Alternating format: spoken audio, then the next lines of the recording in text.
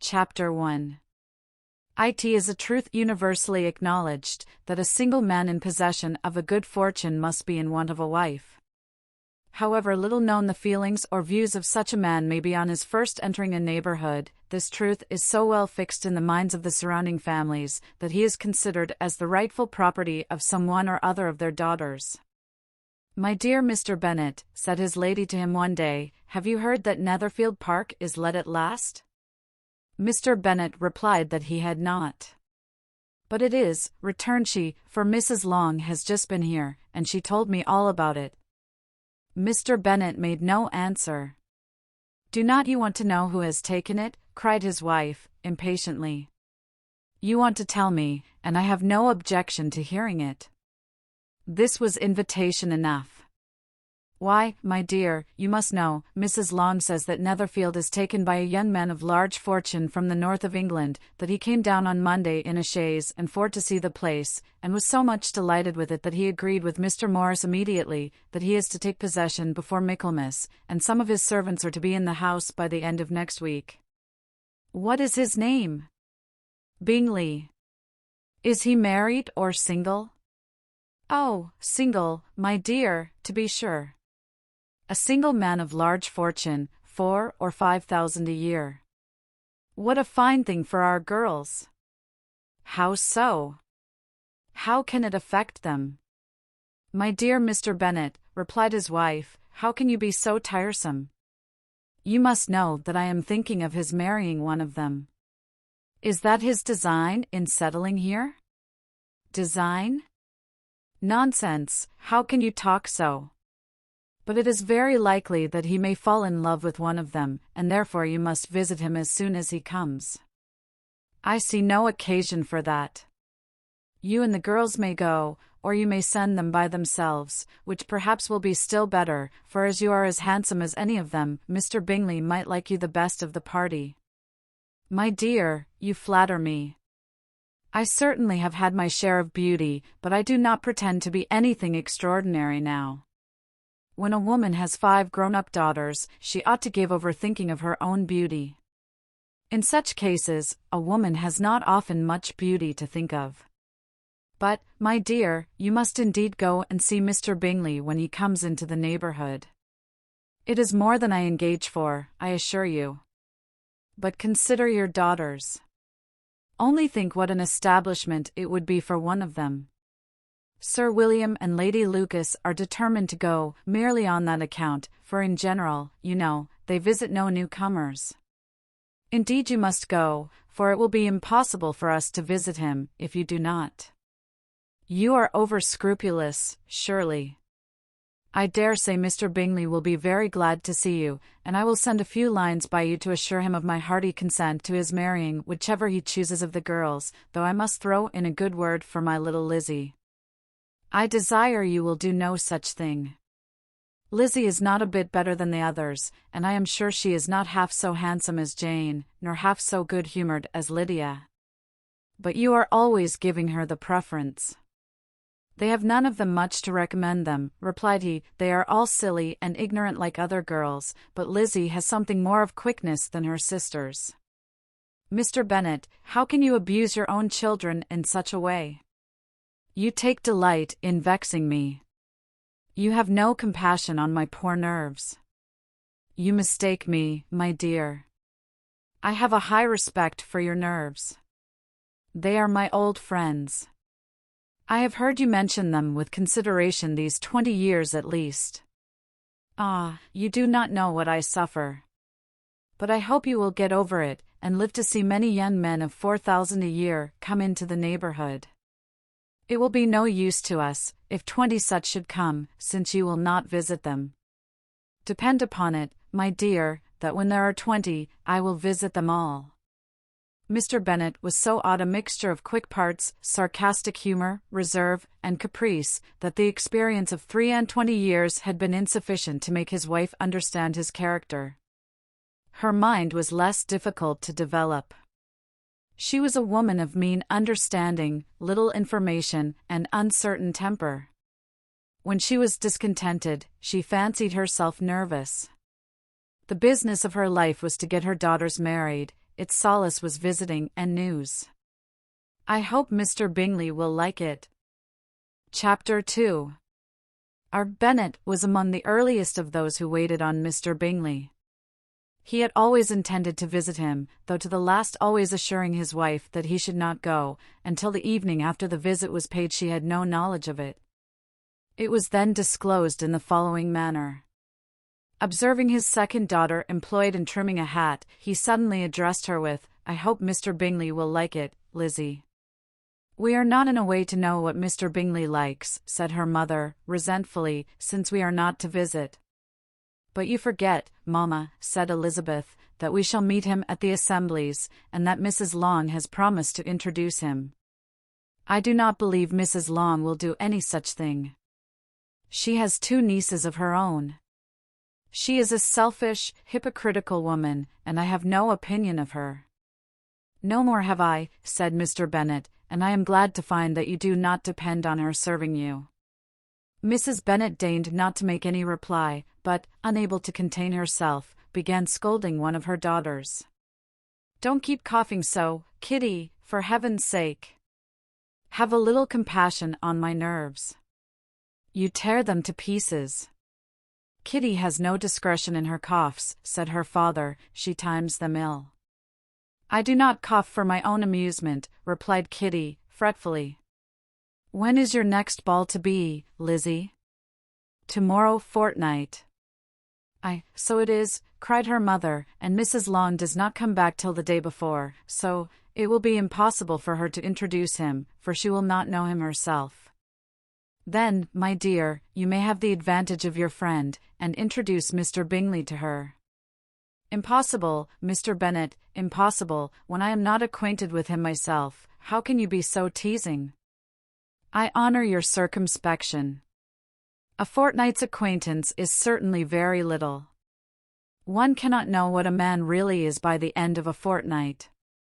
But if we do not venture, somebody else will, and after all, Mrs. Long and her nieces must stand their chance, and, therefore, as she will think it an act of kindness, if you decline the office, I will take it on myself." The girls stared at their father. Mrs. Bennet said only, "Nonsense, nonsense." "What can be the meaning of that emphatic exclamation?" cried he. "Do you consider the forms of introduction, and the stress that is laid on them, as nonsense? I cannot quite agree with you there. What say you, Mary? For you are a young lady of deep reflection, I know, and read great books, and make extracts." Mary wished to say something very sensible, but knew not how. While Mary is adjusting her ideas, he continued, "Let us return to Mr. Bingley." "I am sick of Mr. Bingley," cried his wife. "I am sorry to hear that, but why did you not tell me so before? If I had known as much this morning, I certainly would not have called on him. It is very unlucky, but as I have actually paid the visit, we cannot escape the acquaintance now." The astonishment of the ladies was just what he wished, that of Mrs. Bennet perhaps surpassing the rest, though when the first tumult of joy was over, she began to declare that it was what she had expected all the while. "How good it was in you, my dear Mr. Bennet! But I knew I should persuade you at last. I was sure you loved your girls too well to neglect such an acquaintance. Well, how pleased I am! And it is such a good joke, too, that you should have gone this morning, and never said a word about it till now." "Now, Kitty, you may cough as much as you choose," said Mr. Bennet, and, as he spoke, he left the room, fatigued with the raptures of his wife. "What an excellent father you have, girls," said she, when the door was shut. "I do not know how you will ever make him amends for his kindness, or me either, for that matter. At our time of life, it is not so pleasant, I can tell you, to be making new acquaintances every day, but for your sakes we would do anything. Lydia, my love, though you are the youngest, I dare say Mr. Bingley will dance with you at the next ball." "Oh," said Lydia, stoutly, "I am not afraid, for though I am the youngest, I'm the tallest." The rest of the evening was spent in conjecturing how soon he would return Mr. Bennet's visit, and determining when they should ask him to dinner. "I'm the tallest," he rode a black horse. Chapter 3. Not all that Mrs. Bennet, however, with the assistance of her 5 daughters, could ask on the subject, was sufficient to draw from her husband any satisfactory description of Mr. Bingley. They attacked him in various ways, with barefaced questions, ingenious suppositions, and distant surmises, but he eluded the skill of them all, and they were at last obliged to accept the second-hand intelligence of their neighbour, Lady Lucas. Her report was highly favourable. Sir William had been delighted with him. He was quite young, wonderfully handsome, extremely agreeable, and, to crown the whole, he meant to be at the next assembly with a large party. Nothing could be more delightful. To be fond of dancing was a certain step towards falling in love, and very lively hopes of Mr. Bingley's heart were entertained. "If I can but see one of my daughters happily settled at Netherfield," said Mrs. Bennet to her husband, "and all the others equally well married, I shall have nothing to wish for." In a few days Mr. Bingley returned Mr. Bennet's visit, and sat about 10 minutes with him in his library. He had entertained hopes of being admitted to a sight of the young ladies, of whose beauty he had heard much, but he saw only the father.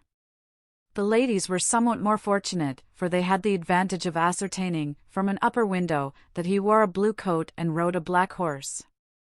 An invitation to dinner was soon afterwards dispatched, and already had Mrs. Bennet planned the courses that were to do credit to her housekeeping, when an answer arrived which deferred it all.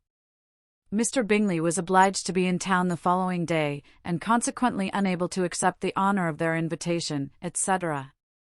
Mrs. Bennet was quite disconcerted.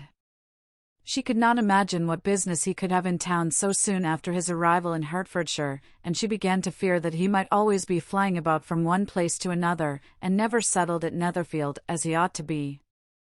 Lady Lucas quieted her fears a little by starting the idea of his being gone to London only to get a large party for the ball, and a report soon followed that Mr. Bingley was to bring 12 ladies and 7 gentlemen with him to the assembly. The girls grieved over such a number of ladies, but were comforted the day before the ball by hearing that, instead of 12, he had brought only 6 with him from London, his 5 sisters and a cousin.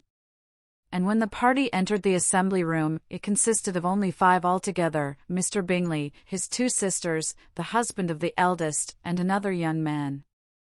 Mr. Bingley was good-looking and gentlemanlike. He had a pleasant countenance, and easy, unaffected manners.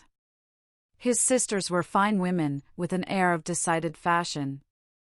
His brother-in-law, Mr. Hurst, merely looked the gentleman, but his friend Mr. Darcy soon drew the attention of the room by his fine, tall person, handsome features, noble mien, and the report, which was in general circulation within 5 minutes after his entrance, of his having 10,000 a year. The gentleman pronounced him to be a fine figure of a man. The ladies declared he was much handsomer than Mr. Bingley, and he was looked at with great admiration for about half the evening, till his manners gave a disgust which turned the tide of his popularity, for he was discovered to be proud, to be above his company, and above being pleased, and not all his large estate in Derbyshire could save him from having a most forbidding, disagreeable countenance, and being unworthy to be compared with his friend. Mr. Bingley had soon made himself acquainted with all the principal people in the room. He was lively and unreserved, danced every dance, was angry that the ball closed so early, and talked of giving one himself at Netherfield. Such amiable qualities must speak for themselves. What a contrast between him and his friend! Mr. Darcy danced only once with Mrs. Hurst and once with Miss Bingley, declined being introduced to any other lady, and spent the rest of the evening in walking about the room, speaking occasionally to one of his own party. His character was decided. He was the proudest, most disagreeable man in the world, and everybody hoped that he would never come there again. Amongst the most violent against him was Mrs. Bennet, whose dislike of his general behaviour was sharpened into particular resentment by his having slighted one of her daughters. Elizabeth Bennet had been obliged, by the scarcity of gentlemen, to sit down for 2 dances, and during part of that time, Mr. Darcy had been standing near enough for her to overhear a conversation between him and Mr. Bingley, who came from the dance for a few minutes to press his friend to join it. "Come, Darcy," said he, "I must have you dance. I hate to see you standing about by yourself in this stupid manner. You had much better dance." I certainly shall not. You know how I detest it, unless I am particularly acquainted with my partner. At such an assembly as this, it would be insupportable. Your sisters are engaged, and there is not another woman in the room whom it would not be a punishment to me to stand up with. I would not be so fastidious as you are, cried Bingley, for a kingdom. Upon my honor, I never met with so many pleasant girls in my life as I have this evening, and there are several of them, you see, uncommonly pretty. You are dancing with the only handsome girl in the room, said Mr. Darcy, looking at the eldest, Miss Bennet. Oh, she is the most beautiful creature I ever beheld. But there is one of her sisters sitting down just behind you, who is very pretty, and I dare say very agreeable. Do let me ask my partner to introduce you. Which do you mean? And turning round, he looked for a moment at Elizabeth, till, catching her eye, he withdrew his own, and coldly said, She is tolerable, but not handsome enough to tempt me, and I am in no humour at present to give consequence to young ladies who are slighted by other men. You had better return to your partner and enjoy her smiles, for you are wasting your time with me. Mr. Bingley followed his advice. Mr. Darcy walked off, and Elizabeth remained with no very cordial feelings towards him. She told the story, however, with great spirit among her friends, for she had a lively, playful disposition, which delighted in anything ridiculous. The evening altogether passed off pleasantly to the whole family. Mrs. Bennet had seen her eldest daughter much admired by the Netherfield party. Mr. Bingley had danced with her twice, and she had been distinguished by his sisters. Jane was as much gratified by this as her mother could be, though in a quieter way. Elizabeth felt Jane's pleasure. Mary had heard herself mentioned to Miss Bingley as the most accomplished girl in the neighbourhood, and Catherine and Lydia had been fortunate enough to be never without partners, which was all that they had yet learned to care for at a ball.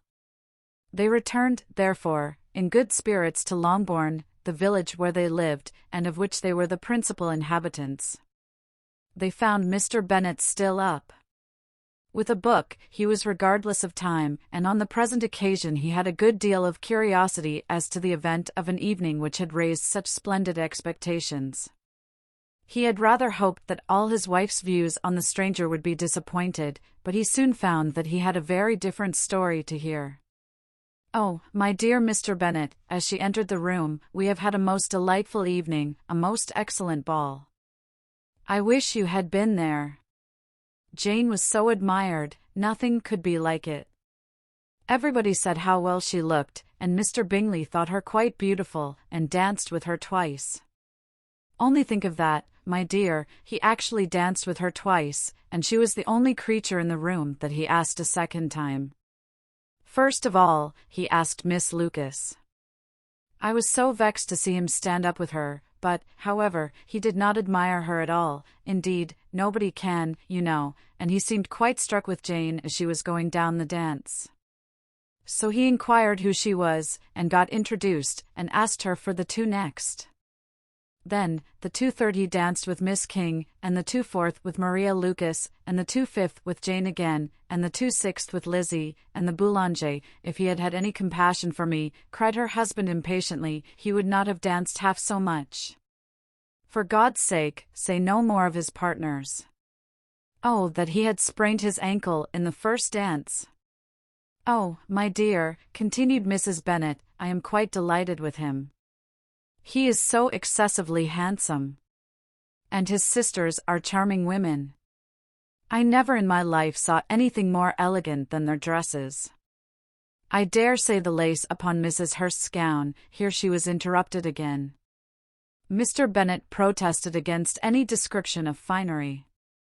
She was therefore obliged to seek another branch of the subject, and related, with much bitterness of spirit, and some exaggeration, the shocking rudeness of Mr. Darcy.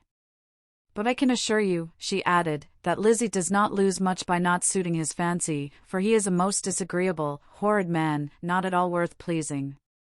So high and so conceited, that there was no enduring him. He walked here, and he walked there, fancying himself so very great. Not handsome enough to dance with. I wish you had been there, my dear, to have given him one of your set-downs. I quite detest the man.